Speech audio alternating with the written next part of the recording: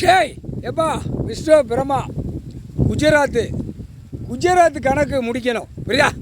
பிரதமர் அவன் கணக்கு முடிக்கணும்லப்பா. தாய் இந்தியா நாடு முழுவதும் நான் தான் பிரதமருங்கல்ல ஆட்டி விட்டுருப்பா. இந்த கணக்கு முடிச்சாதான் நீ அங்கே பூரா ஆட்டி எடுக்க முடியும். புரியுதா? கணக்கு முடிஞ்சு வச்சு குஜராத்தில் பெரிய கணக்கு வச்சுருக்கான். புரியுதா? 13 கணக்கு வச்சுருப்பான். ஒரு லேண்டு முடிக்கானா, ஒரு இடம் முடிக்கானா, அந்த இடத்துக்கு 13 லட்சம் கட்டினா தான் முடிக்கணும்னு கணக்கு வரான். அப்போ என்ன அர்த்தம்? ஐயாவை பாலாக்க வந்த பாயிப்பே, புரியுதா? இந்த மோடி அவனை கசக்கி விட்டு பார்வை இறக்கிருப்பா.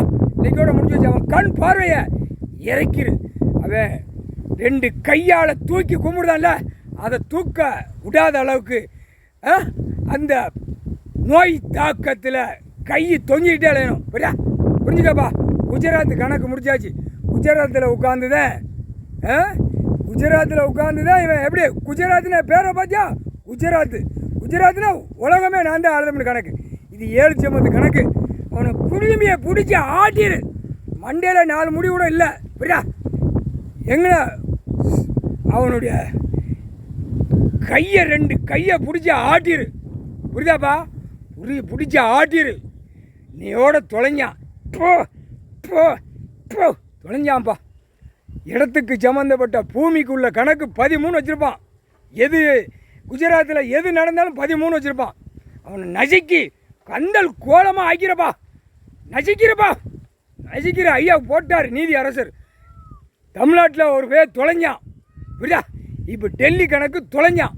ஏன்னா தமிழ்நாட்டுக்காரன் வெளியே போனாதான் அவனை பிடிக்க முடியும். யாரா? டெல்லியில் உள்ளவனை. இவன் வெளியே போயிட்டான். முடிஞ்சு வச்சு சிம்மாசனத்தில் உட்காந்து நீதி அரசர் ஆண்டுக்கிட்டு இருக்காரு. இனிமேல் பூரா களை எடுக்கணும்ட்டார். நசிக்கிறு 4 கட்டம் உள்ள நீதிமன்றத்தில் ஏற்றணும். ஜனாதிபதி, குடியரசு, பிரதமர், நிதி அமைச்சர் பெட்டியை தூக்கிட்டாலே அந்த பெட்டியை உள்ளே போகணும். நீதிமன்றத்தில் உட்கார்ந்தவுடனே கோடி அறிவிச்சது பூரா மிதிச்சு நசிக்கிறோம். முப்பாடை வீரர் முக்கால் சத்தியாம்பா.